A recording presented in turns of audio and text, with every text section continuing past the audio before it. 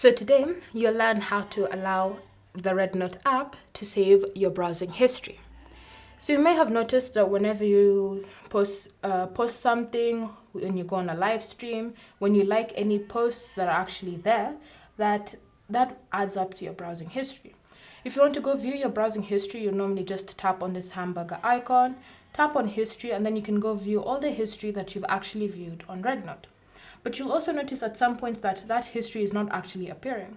So in order for that history to be saved, you need to start by navigating to the settings menu. In order for you to do that, start by tapping on Me in the bottom right corner of your screen. And then you want to tap on the settings icon here. Once you've selected settings, you want to tap on General Settings. And then from here, you should see History.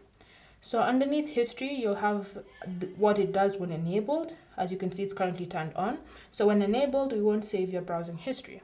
So in order for you to have your browsing history saved, just tap on the toggle to turn that off, wait a few seconds, and then it will be disabled.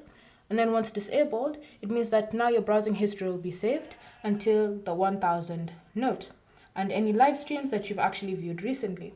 So now when you go back, you can now view all your browsing history just by going to the history section, and then you should see them listed right here. Thank you for watching. If you have any questions or comments, leave them down below and we'll get back to you.